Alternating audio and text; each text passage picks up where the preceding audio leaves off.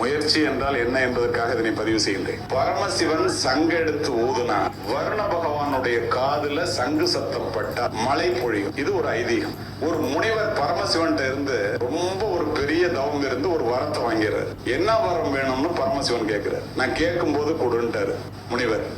இந்த வரம் அவர் பெற்றவர் என்பதனால் எந்த ஊருக்கு போனாலும், எந்த நாட்டுக்கு போனாலும், எந்த ஸ்டேட்டுக்கு போனாலும் அவர் கால கழுவும் 3 வேளை சோறு போடுவாங்க. தமிழ்நாட்டுக்கு வர்றாரு. நம்மளுடைய தமிழர்கள் தான் உங்களுக்கு தெரியும் அல்லவா, தன்மானம் மிக்கவர்கள் என்ற காரணத்தினால் இவனை ஏன்டா போய் பார்க்கணும், எல்லாம் விவசாயம், நிலம் இருக்கு, நம்மகிட்ட கலப்பை இருக்கு, நம்மகிட்ட உடல்ல சக்தி இருக்கு, ஒரு பேரும் போய் பார்க்காதான். யாரும் போய் பார்க்கல.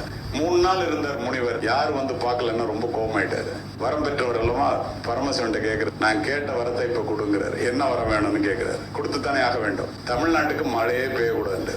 பரமசிவன் சங்க ஊதுனாதானே வருண பகவான் காதுல சங்கு சத்தம் பட்டா மழை பெய்யுன்னு சொன்னேன்.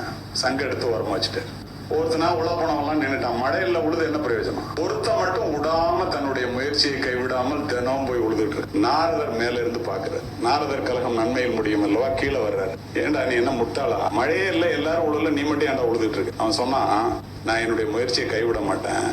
செஞ்ச தொழில விட்டவனும் கேட்டான், செய்யாத தொழில செஞ்சவனும் கேட்டான்டா. இதை விட்டா எனக்கு உழவு தொழில் மறந்து போயிடும், உன் வேலையை பாருன்ட்டான். நேர பரமசிவன் போனாரு நாரதர்.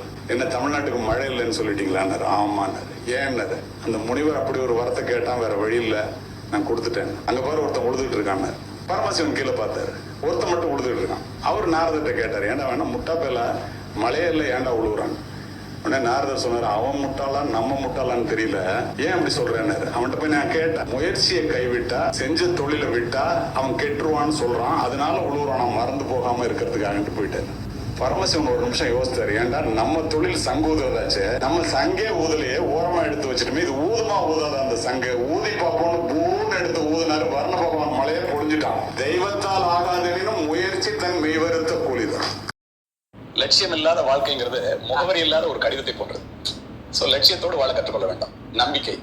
ஒரு பறவை கூட மரக்கிளையில உட்காரும் போது கிளை முறிந்து விடுமே என்று அஞ்சுவதில்லை. பறவை நம்பி இருப்பது தன்னுடைய சிறகுகளை தவிர கிளைகள் இல்லை. கிளை முறிஞ்சால் பறவை பறந்து விடும். அந்த நம்பிக்கை வேணும். அப்படியே விழுந்து கிடந்தால் சிலந்தி கூட நம்மை சிறைப்பிடிக்கும், எழுந்து நடந்தால் எரிமலையும் நமக்கு வழி கொடுக்கும். இந்த மாதிரி திங்கிங் வரணும். அதோட மட்டும் இல்ல, முயற்சி. கடல்ல ஒருத்தன் குதிச்சு முத்தெடுக்காம வெளியில வந்தா கடல்ல முத்து இல்லைன்னு அர்த்தம். நான் முயற்சியில குறைவு அர்த்தம். என்னுடைய முயற்சியில் நான் பலமுறை கைவிட்டது உண்டு. நான் என்னுடைய முயற்சி ஒரு முறை கூட கைவிட்டதில்லை. ஏன் தெரியுமா? முயற்சி என்பது முடிந்தவரை செய்வதற்கு பெயர் முயற்சி இல்லை, முடியும் வரை செய்வதே முயற்சி இல்லையா?